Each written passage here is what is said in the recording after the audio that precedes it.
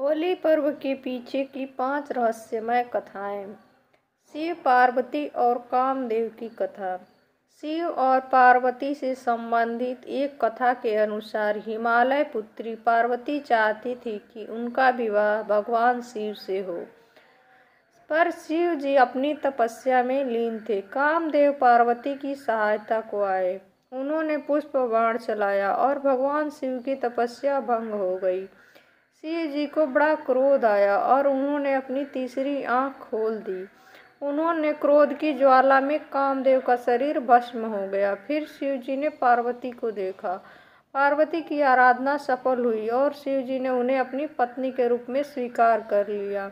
इस कथा के आधार पर होली की आग में वासनात्मक आकर्षण को प्रतीकात्मक रूप से जलाकर सच्चे प्रेम की विजय का उत्सव मनाया जाता है। एक अन्य कथा के अनुसार कामदेव के भस्म हो जाने पर उनकी पत्नी रति ने विलाप किया और शंकर भगवान से कामदेव को जीवित करने की गुहार की। ईश्वर प्रसन्न हुए और उन्होंने कामदेव को पुनर्जीवित कर दिया। यह दिन होली का दिन होता है।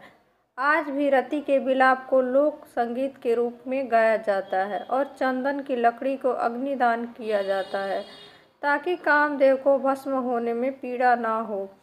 साथ ही बाद में कामदेव के जीवित होने की खुशी में रंगों का त्योहार मनाया जाता है। राधा और कृष्ण की कथा। होली का त्योहार राधा और कृष्ण की पावन प्रेम कहानी से भी जुड़ा हुआ है। वसंत के सुंदर मौसम में एक दूसरे पर रंग डालना उनकी लीला का एक अंग माना गया है।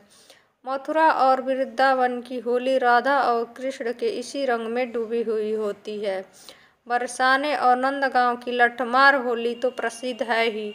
देश विदेश में श्री कृष्ण के अन्य स्थलों पर भी होली की परंपरा है। यह भी माना गया है कि भक्ति में डूबे जिज्ञासुओं का रंग बाह्य रंगों से नहीं खेला जाता। रंग खेला जाता है भगवान नाम का। रंग खेला जाता है सद्भावना बढ़ाने के लिए। रंग होता है प्रेम का। रंग होता है भाव भक्ति का, विश्वास का। होली उत्सव पर होली जलाई जाती है और अहंकार की, अहम की, बैर द्वेष की, ईर्ष्या की, मत्सर की, संशय की और पाया जाता है विशुद्ध प्रेम अपने आराध्य का। पाई जाती है कृपा अपने ठाकुर की। कंस और पूतना की कथा।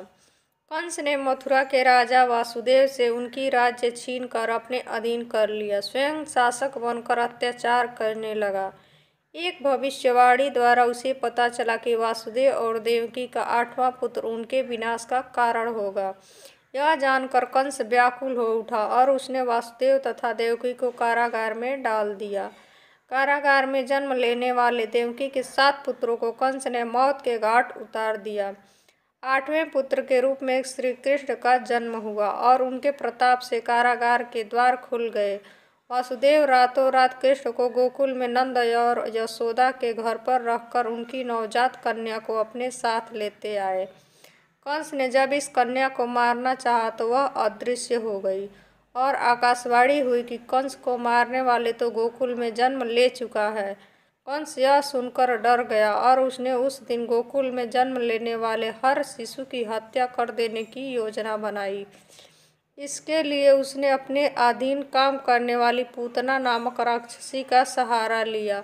वह सुंदर रूप बना सकती थी और महिलाओं में आसानी से घुल मिल जाती थी। उसका कार्य स्तनपान के बहाने शिशुओं को विष पान कराना था। अनेक शिशु उनका शिकार हुए, लेकिन कृष्ण उनकी सच्चाई को समझ गए और उन्होंने पूतना का वध कर दिया। यह फाल्गुन पूर्णिमा का दिन था, अतः पूतना वध की खुशी में होली मनाई जाने लगी। राक्षसी ढूंढी की कथा। राजा पृथु के समय में ढूंढी नामक एक कुटिल राक्षसी थी।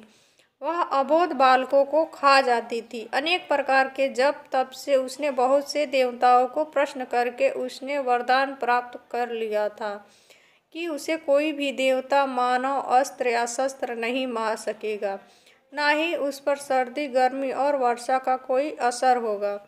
इस वरदान के बाद उसका अत्याचार बढ़ गया क्योंकि उसको मारना असंभव था, लेकिन शिव के एक शाप के कारण बच्चे की शरारतों से वह मुक्त नहीं थी।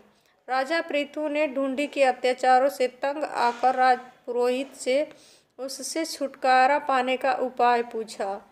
पुरोहित ने कहा कि यदि फाल्गुन मास की पूर्णिमा के दिन, जब न अधिक सर्दी होगी और न गर्मी, सभी बच्चे एक एक लकड़ी लेकर अपने घर से निकले, उसे एक जगह पर रखे और घास फूस रखकर जला दे, ऊंचे स्वर में तालियां बजाते हुए मंत्र पढ़े और अग्नि की प्रदक्षिणा करे, जोर जोर से हंसे, गाए, चिल्लाए और शोर करे तो राक्षसी मर जाएगी। पुरोहित की सलाह का पालन किया गया और जब ढूंढी इतने सारे बच्चों को देखकर अग्नि के समीप आई तो बच्चों ने एक समूह बनाकर नगाड़े बजाते हुए ढूंढी को घेरा, धूल और कीचड़ फेंकते हुए उसको शोरगुल करते हुए नगर के बाहर खदेड़ दिया।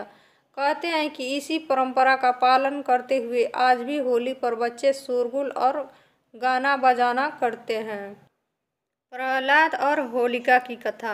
होली का त्यौहार प्रहलाद और होलिका की कथा से भी जुड़ा हुआ है। विष्णु पुराण की एक कथा के अनुसार प्रहलाद के पिता असुर राज हिरण्यकश्यप ने तपस्या कर देवताओं से यह वरदान प्राप्त कर लिया था कि वह न तो पृथ्वी पर मरेगा, न आकाश में, और न दिन में मरेगा, न रात में, न घर में मरेगा, न बाहर, न अस्त्र से मरेगा, न शस्त्र से, न मानव से मरेगा, न पशु से। इस वरदान को प्राप्त करने के बाद वह स्वयं को अमर समझकर नास्तिक और निरंकुश हो गया। वह चाहता था कि उनका पुत्र भगवान नारायण की आराधना छोड़ दे, परंतु प्रहलाद इस बात के लिए तैयार नहीं थे। हिरण्यकश्यप ने उसे बहुत प्राणांतक यातनाएं दी, लेकिन वह हर बार बच निकला। हिरण्यकश्यप की बहन होलिका को यह वरदान प्राप्त था कि वह आग में नहीं जलेगी, अतः उसने होलिका को आदेश दिया कि वे प्रहलाद को लेकर आग में प्रवेश कर जाएं, जिससे प्रहलाद जलकर मर जाएं। परंतु होलिका का यह वरदान उस समय समाप्त हो गया जब उसने भगवान भक्त प्रहलाद का वध करने का प्रयत्न किया। होलिका अग्नि में जल गई, परंतु नारायण की कृपा से प्रहलाद का बाल भी बांका नहीं हुआ। इस घटना की याद में लोग होलिका जलाते हैं और उसके अंत की खुशी में होली पर्व मनाते हैं।